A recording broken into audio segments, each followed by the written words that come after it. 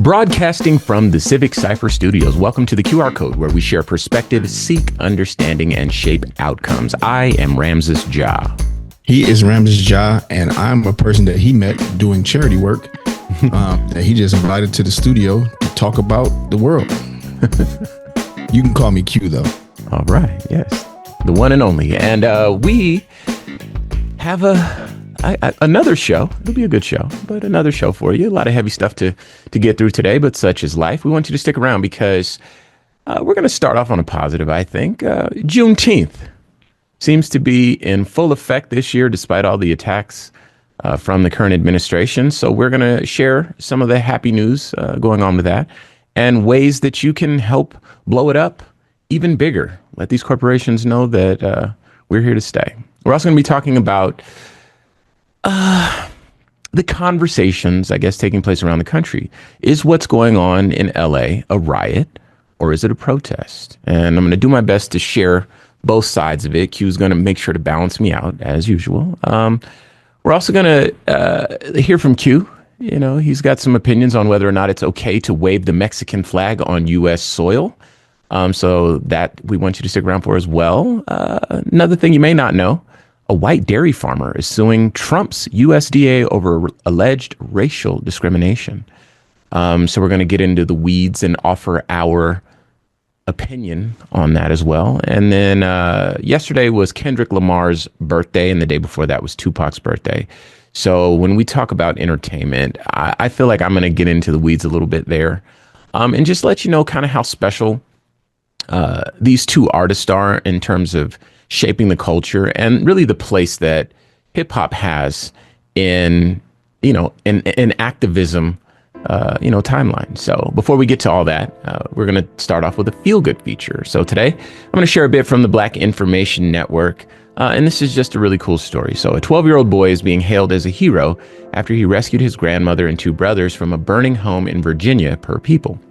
On June 3rd, first responders were called to a structure fire visible with flames and heavy smoke in Petersburg at roughly 8:51 a.m.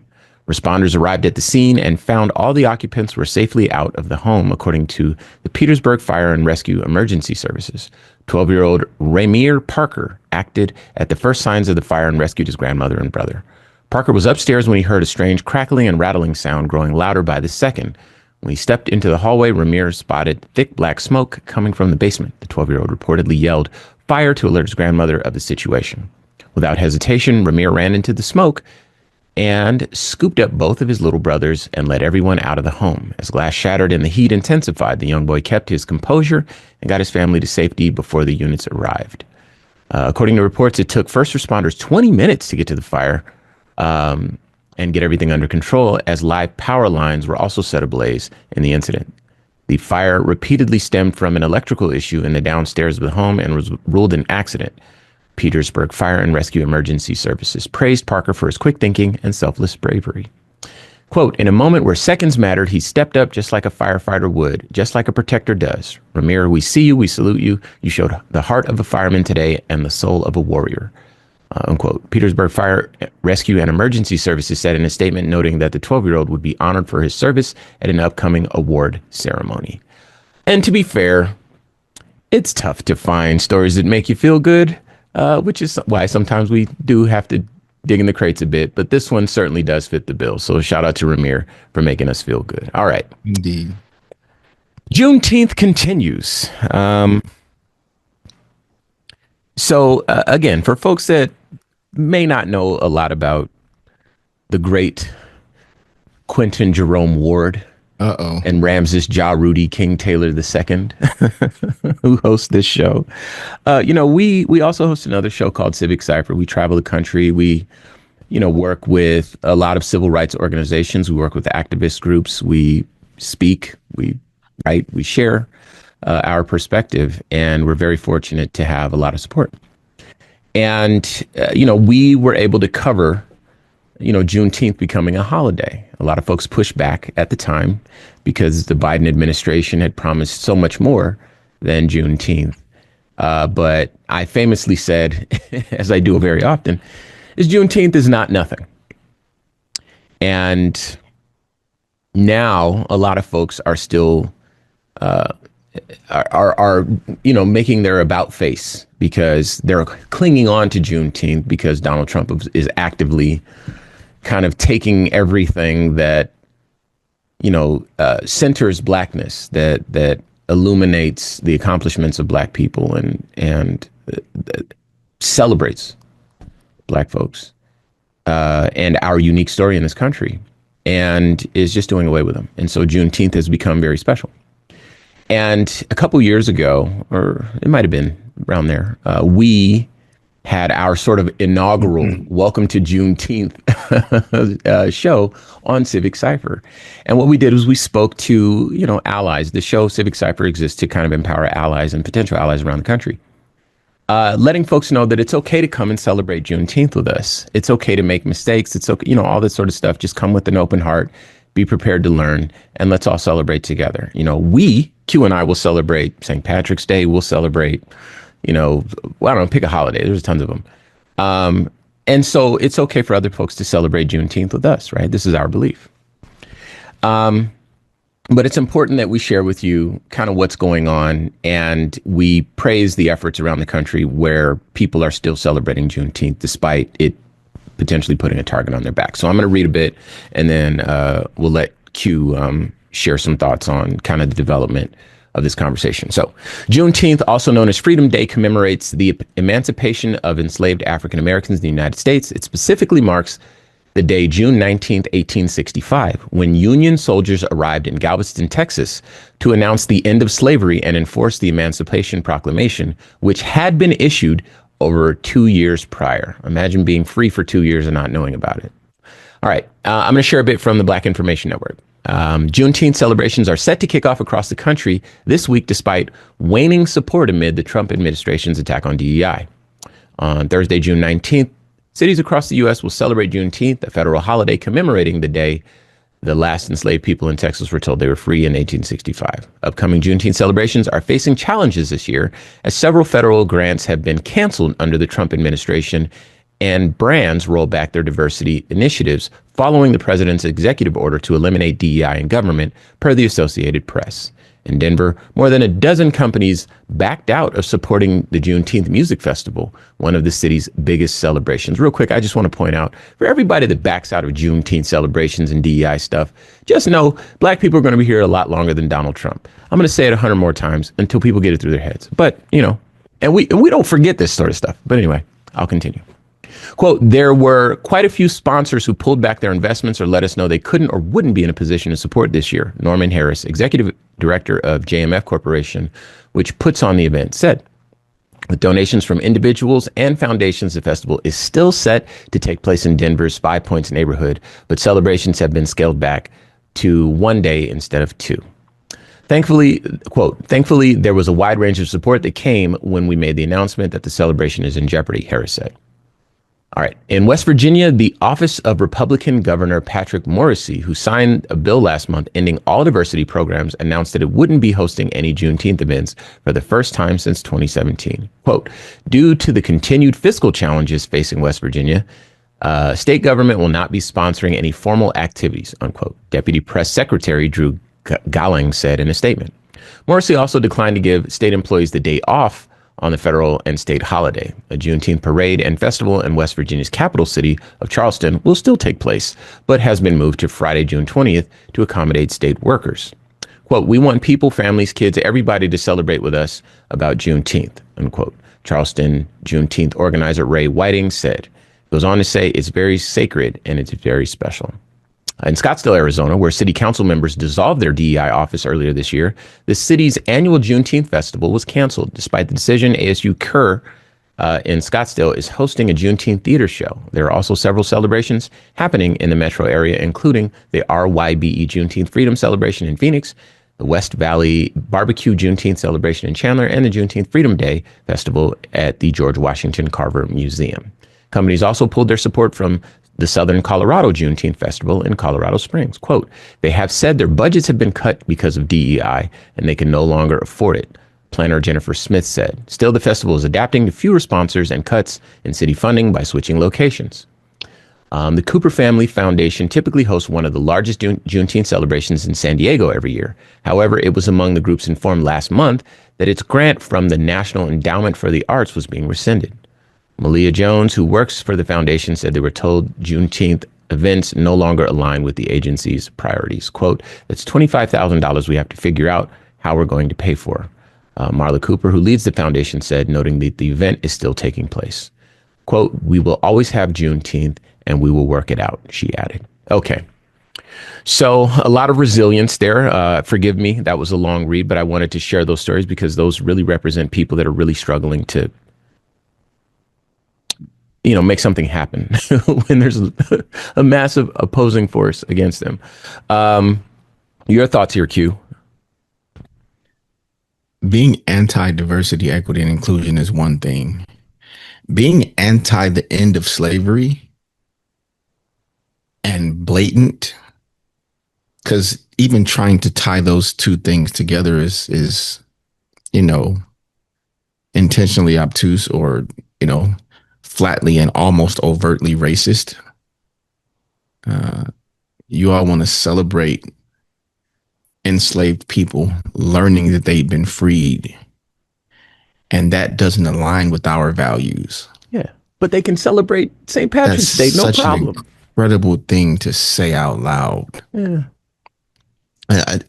it'll never not be strange to me the amount of people willing to voluntarily line up their public character, their public principles, their public morals with this morally reprehensible and bankrupt administration.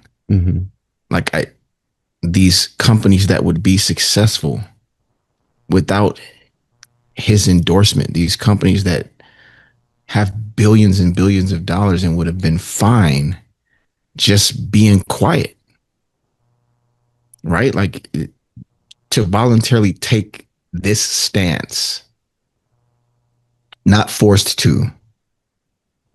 You could just be quiet, don't say anything, and just watch things play out.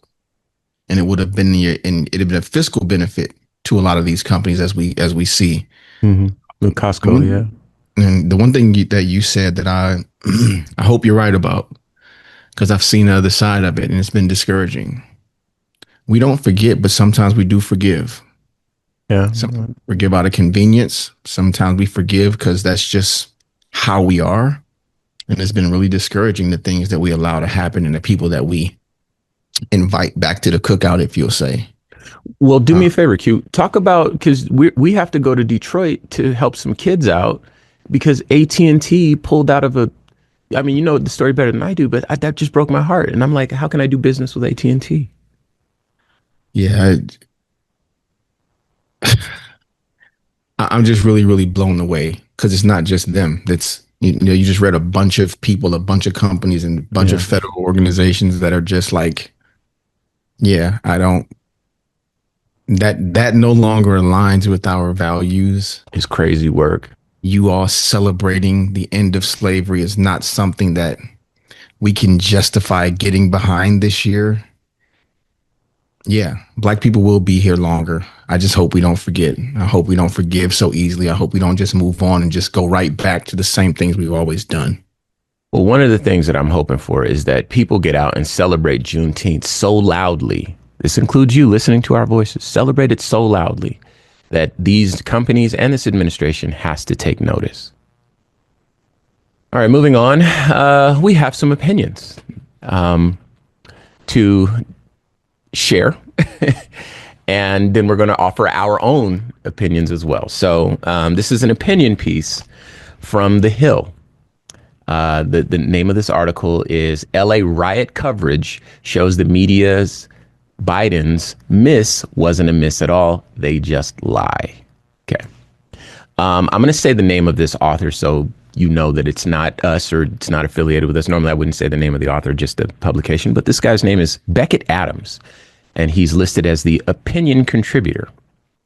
And he starts his article saying, if you still need proof that the media never intended to tell you the truth about former President Joe Biden's physical and mental decline, Look no further than their coverage of the riots in Los Angeles.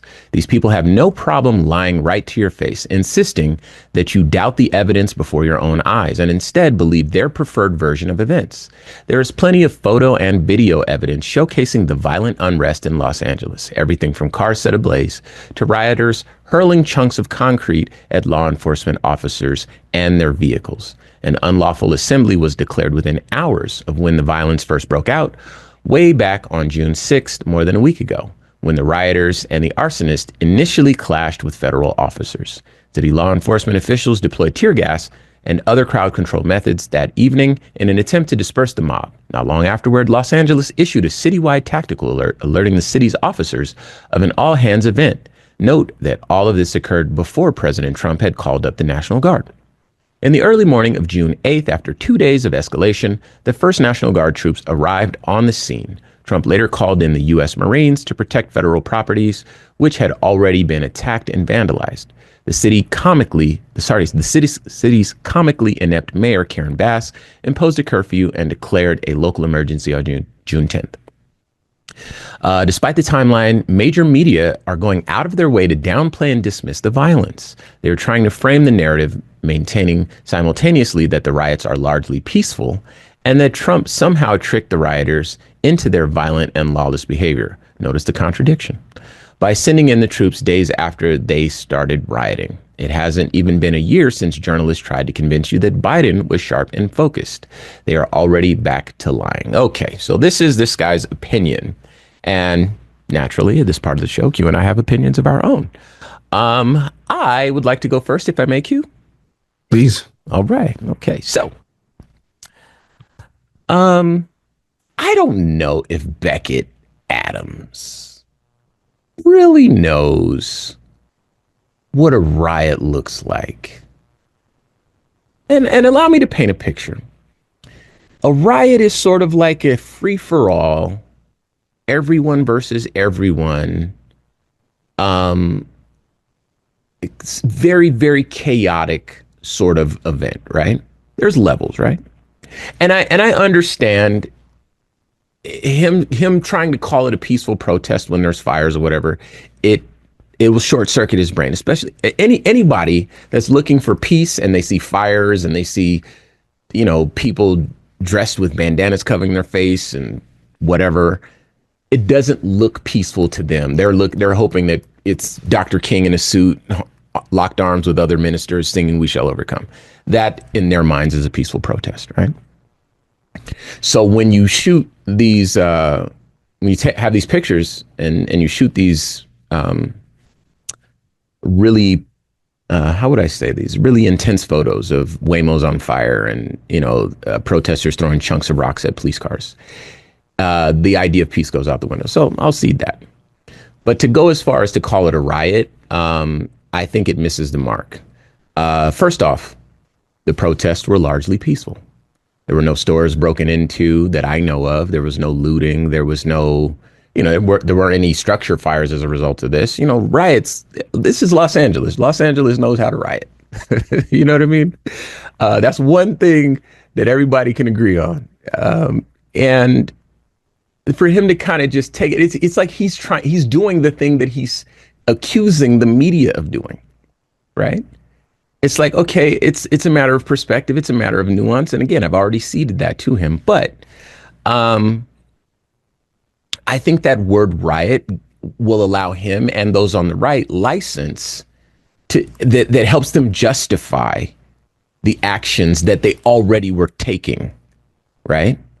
So if I'm going to start rounding up immigrants, and I was on the ground doing radio in Arizona at the time when SB 1070 passed, which gave the police the ability to stop people because they looked like immigrants, right? And all of us out here, I'm not even going to take credit for that. Everybody out here was mad at that, at least all the people that I know on the radio and all my friends and people on the streets. It's just you push back against that because it's not fair, right? It's just not. It allows police too much reach. All they have to do is say, I got a bad vibe, and they can hem you up and mistreat you. And this is something that we know police to have a problem with, right?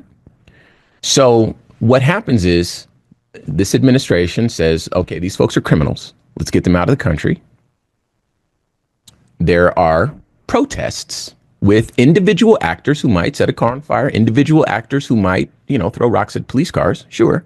But, you're talking tens of thousands of people out there.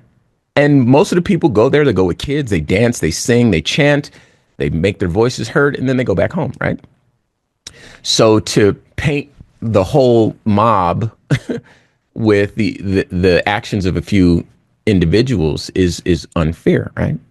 But in doing so, it allows them cover for doubling down on the narrative that they want chronicled, which is, see, all these people are criminals. They need to get out of the country. Look at them waving their Mexican flags and blah, blah, blah, this and the third. So this is the difference between a protest and a riot, because if you have tens of thousands of people rioting, I promise you, the whole city shuts down and there's no amount of National Guards and no amount of Marines that you can send in that will make that right.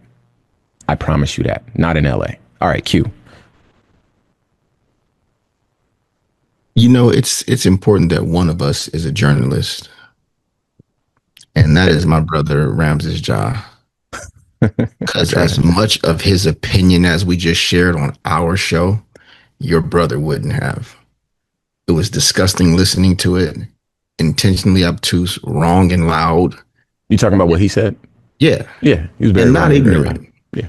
Like, if I could, in good faith, think, oh, he just doesn't know any better, I wouldn't be so upset. Mm-hmm. But they know better. We don't have to teach them the difference between a protest and a riot. Mm-hmm. The millions of people that were outside could have engulfed a city if that was the intention. And almost all of the violence that I saw was started, instigated, perpetuated, and amplified by the law enforcement that showed up. Yeah. Right. So we don't have to teach this gentleman the difference between a riot and a protest. In his mind, it's very easy to take brown and black people, place them in front of racist white people and say, hey, look at these criminals doing criminal-like things.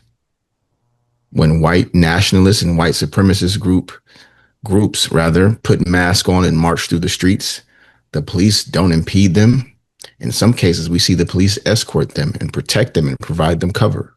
Mm-hmm. When we gather, whether we're marching or not, they show up in riot gear, intending to stagnate our progress, intending to be in our way, looking for a reason to throw the first punch, looking for a reason to tackle the first person or shoot the first journalist trying to cover the peaceful protest. And we've seen that on camera. Mm-hmm. News reporter reading live to camera gets shot by law enforcement, not instigating law enforcement, not even facing law enforcement, facing the camera with her back to them, gets shot.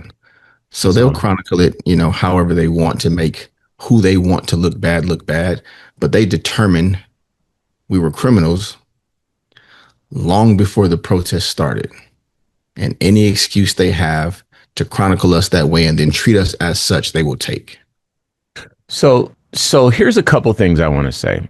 First off, we're going to be talking to Wendy Amara this weekend. She's an activist out of LA and a podcaster and so forth, but she's going to be on Civic Cipher with us this weekend, and we're going to share a little bit of that conversation hopefully tomorrow, where she's going to give us some insight here into like really what it's like on the ground at these protests. And I think that you're absolutely right. The police's role in this cannot be understated. It just can't be. So moving on, better do better.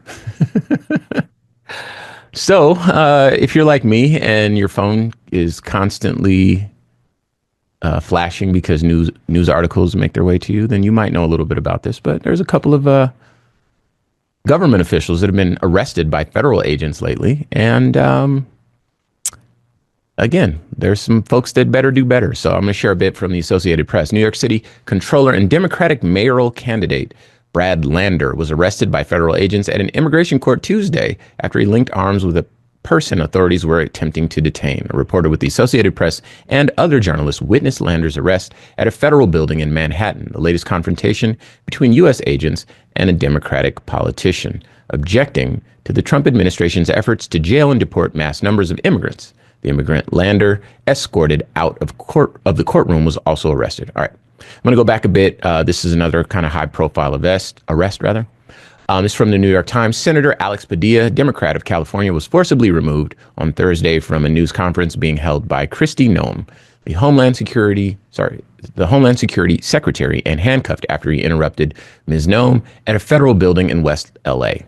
Sir, hands off, Mr. Padilla, 52 shouted as federal agents tried to muscle him out of the room inside a government office building about 15 miles west of downtown L.A., where Ms. Noem was speaking. Quote, "I am Senator Alex Padilla. I have questions for the secretary," unquote. As Mr. Padilla, an MIT graduate, the son of Mexican immigrants and a Los Angeles native, began asking about a bank of mugshots behind Ms. Noem, agents shoved him out of the room, told him to drop to his knees in the hallway, and handcuffed him, based on videos taken by Mr. Padilla's office and a Fox News reporter. Okay, so I want to say to the officers, people that know the officers, people that can get a word to these agents, these federal agents.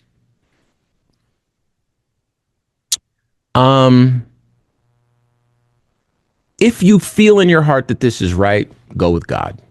We'll see where we end up. But I suspect that many of you know this is wrong, as illustrated by the fact that this whole scene is unprecedented. You are being asked to do things that are not normal by an administration that is not normal. And if you feel in your heart that this is wrong, I want to share something with you. Okay? Nazis in Germany were the party in power. Okay?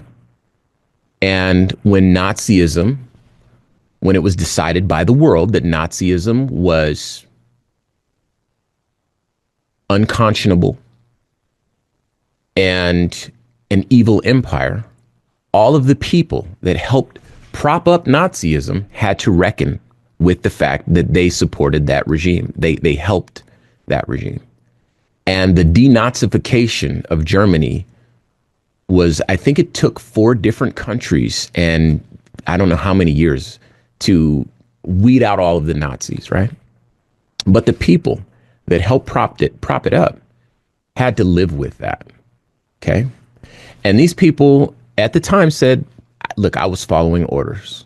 But at the end of the day, they were held accountable for the things that they did, because each and every one of you has your own human moral compass. Okay. A senator engaging with the White House press secretary does not deserve to be handcuffed and hauled off. A person going to an immigration hearing to do things the way that they're supposed to be done is not the criminal that you're looking for. It's not the criminal that this administration promised that he was going to weed out.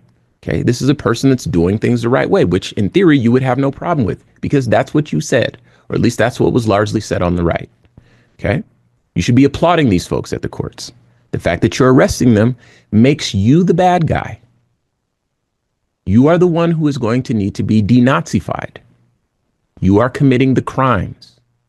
And if you try to hide under that cover of I'm just following orders, I promise that only works while this administration is in power. Donald Trump is going to die. He is 1 billion years old and he is going to die. And you will be left with the rest of us looking at you, remembering what you did. Q, anything else? It was never about the legality of brown and black people's right to exist and live in this country. It was about the idea that we are less than, that we are others, and that we are, by nature of the melanin in our skin, criminal. It was never about paperwork. They want an all-white country, and they want all black and brown people out of the way. That's what it's always been about. And watching so many servicemen, law enforcement agents, just with no pushback, say yes, sir, to things that they know better than us are illegal. is the scariest thing happening in our country today? I try to keep my composure, but this is just so frustrating because you see how vulnerable these people are and they're just being taken advantage of. And I don't love it. We got a lot more show, so be sure to stick around.